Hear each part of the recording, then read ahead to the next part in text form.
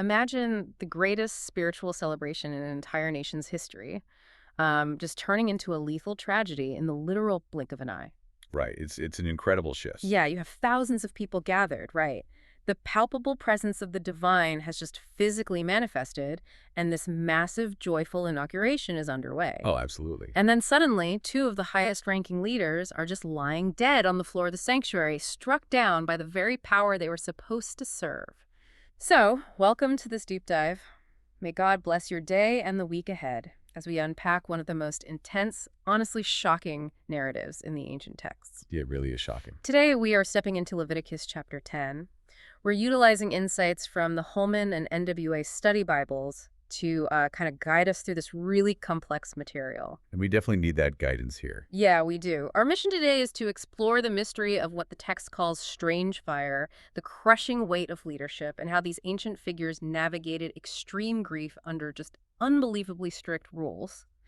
Yeah, it is a remarkable piece of text. I mean, it forces you to confront the sheer weight of what it means to interact with the sacred. Right. To fully grasp the shock of this moment, we really have to look at the immediate context. Right. So in the previous chapter, Leviticus 9, Aaron and his sons have just been consecrated as priests. The big moment. Exactly. The tabernacle, this magnificent mobile temple, has been inaugurated. And the climax of that ceremony is incredible. Divine fire comes out from the presence of the Lord and consumes the acceptable sacrifice on the altar. Just a massive visual sign of divine approval. Yes. The people see it, they shout for joy, and they fall on their faces. I mean, it's the absolute peak of their spiritual triumph after leaving Egypt, you know? They have finally built a place where God can dwell among them. That is exactly the atmosphere in the camp. And then, almost immediately, the narrative action just shifts violently. Yeah, it's so abrupt. It is. The text tells us that Aaron's eldest sons, Nadab and Abihu, take their censers. Those are portable metal fire pans used for carrying coals and burning incense. Right. They put fire in them, place incense on top, and offer what the text calls strange fire before the Lord. Strange fire. Yeah. And the text is very explicit about the core issue here. It was something God had not commanded them to do. And the consequence doesn't involve a trial or, a warning. Fire comes out from the presence of the Lord and consumes them right there on the spot. Instantaneously, they die before the Lord. Yeah. And our sources point out a profound, almost terrifying irony here. Which is... The exact same divine fire that had just inaugurated the altar and consumed the acceptable offerings is now the fire that consumes the illegitimate offerers. Wow. Yeah, the fire of acceptance became the fire of judgment in, a matter of hours, if not minutes. Which really forces us to look closely at that phrase, strange fire, right? I mean, the immediate assumption might be that they used like a pagan recipe for the incense, or they were practicing some bizarre magical ritual. Right, that's what a lot of people think. But the study Bibles give a much more nuanced picture of what went wrong. They do. The linguistic root is actually crucial for understanding the mechanism of this tragedy. Okay, let's get into that. So the Holman Study Bible notes clarify that the Hebrew word translated as strange is zar. Zar. Yeah, it essentially means unauthorized, foreign, or illegitimate. The commentary indicates the offense wasn't necessarily, a foreign pagan ritual, but an unauthorized procedural action. So they just didn't follow the steps. Right. God had provided a highly specific protocol for how to approach him. They likely brought fire from somewhere other than the authorized sanctuary altar. They just circumvented the established system. Wow, okay. That fundamentally changes how you view the story. It isn't a story about malicious, evil intent. It's an issue of origin and authority. Exactly. Like, to make this relatable to you, the listener, think of the tabernacle as a highly secure, critical system, like the mainframe for a national defense grid. That's a great way to look at it. Right. God's holiness functions as an uncompromising, absolute firewall. Now imagine a technician, even a high-ranking one, decides to bypass the security protocols and plug in a rogue, unauthorized USB drive. The system doesn't pause to ask if the technician had good intentions, Right. Or if they were simply trying to run a diagnostic faster. Exactly. It just reacts. The firewall instantly and destructively incinerates the unauthorized input because the integrity of the entire network is at stake. Right. The system's reaction isn't malice. It's a built-in defense mechanism against anything that isn't authenticated. Yeah, it's just doing its job. And that analogy aligns perfectly with the theology of Leviticus. The NWA study notes really emphasize that holiness in this context is not just a standard of moral goodness. Right. It is a state of absolute purity and vital energy. It is inherently dangerous to the profane. Dangerously pure. Yes. God's primary point here is that his holiness will not permit itself to be violated. You cannot casually stroll into the command center of the universe on your own terms. Yeah, Nadab and Abihu just acted capriciously, like on their own volition, rather than in strict obedience to the divine protocol. Precisely. So, okay, the immediate physical tragedy has happened. 2 of the high priest's sons are dead on the floor of the sanctuary. The theological point is made, but we have to shift now to the psychological and familial aftermath. It's heavy. It is. We are looking at a father, Aaron, who is the newly minted spiritual leader of an entire nation, watching his eldest sons struck down right in front of him. And Moses immediately turns to Aaron and provides the theological framework for the tragedy. Right away. Right away, he says, this is what the Lord meant when he said, I will be sanctified by those who approach me and glorified before all the people. Wow. Yeah. Moses is affirming that God's holiness must be maintained at all costs, particularly by those closest to him. I have to imagine the human instinct for a father in that moment is to scream, right? To run to the bodies, to completely fall apart. But Aaron's reaction is the exact opposite. The text simply says, and Aaron held his peace. He is completely silent. Completely. From there, Moses takes charge of the terrifying logistics. He summons 2 cousins, Mishael and Elzaphan, to remove the bodies. Yeah. And he specifically tells them to drag the bodies outside the camp by their tunics. Which is just wild because the very priestly garments they had just been consecrated in become their burial shrouds. Right. That is a really heavy, lingering visual for the community. It is deeply sobering. But the narrative gets even more intense. If that's even possible. Right. Moses lays down the rules for Aaron and his 2 surviving sons, Eleazar and Ithamar, regarding how they are to handle this grief. And these rules are intense. Moses strictly forbids them from showing any traditional signs of mourning.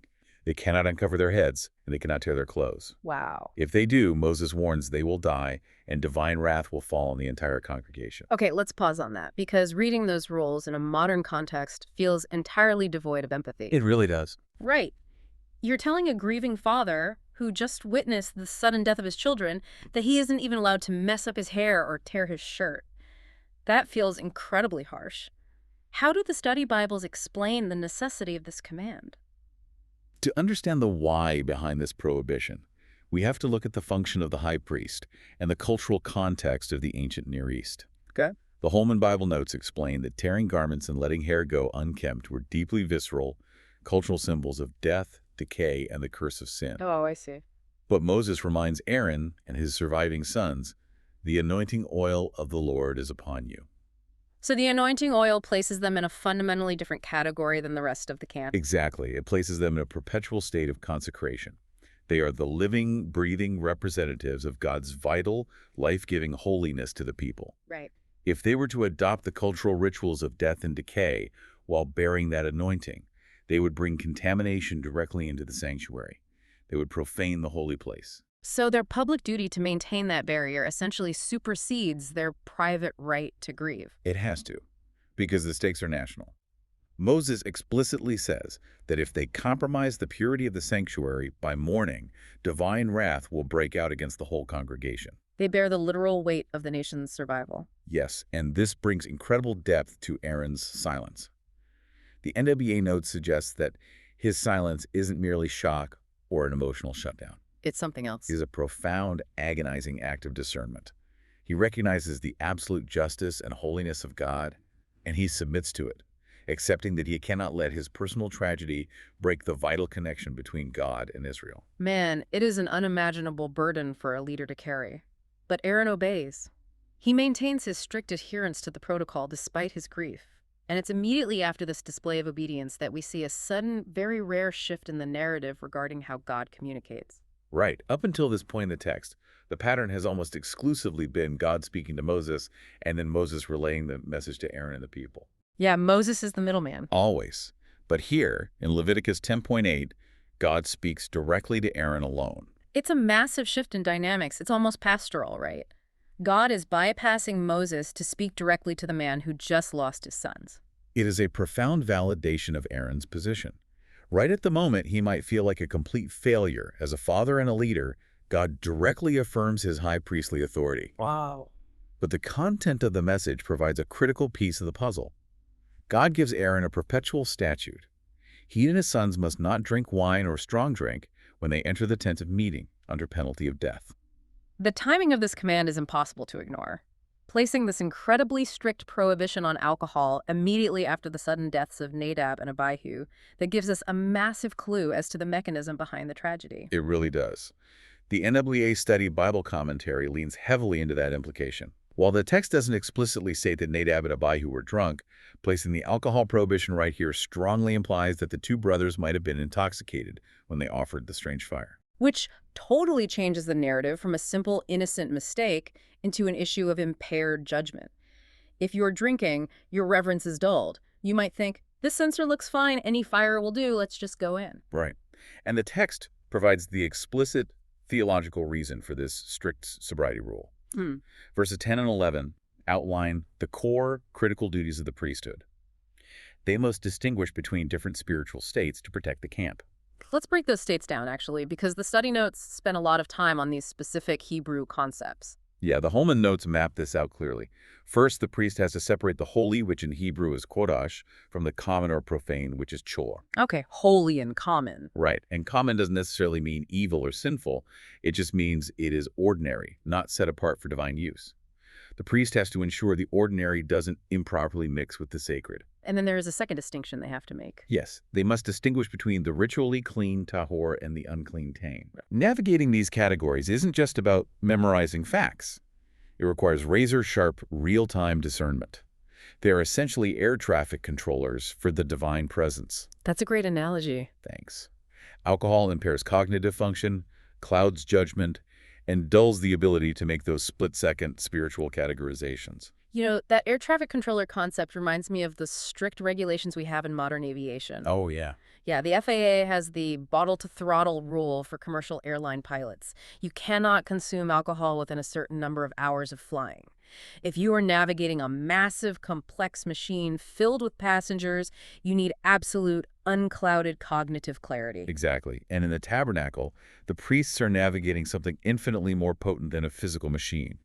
They are navigating the literal presence of Dad. Wow. If their judgment is impaired, if they confuse the holy with the common, the consequences are catastrophic, as the bodies of Nadab and Abihu just demonstrated. The penalty for operating the tabernacle under the influence is death. Man. So Aaron receives this direct command, and the new safety protocols for absolute sobriety are established. The immediate danger of the strange fire seems to have passed.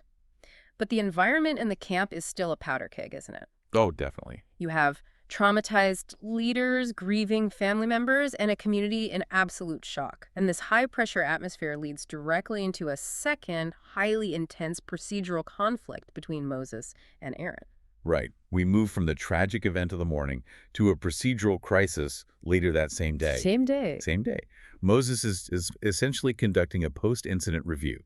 He diligently searches for the goat of the sin offering.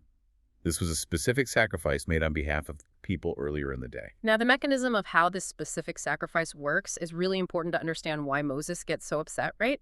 How did the sin offering actually function? Well, according to the rules established earlier in Leviticus, the sin offering was a transfer of guilt.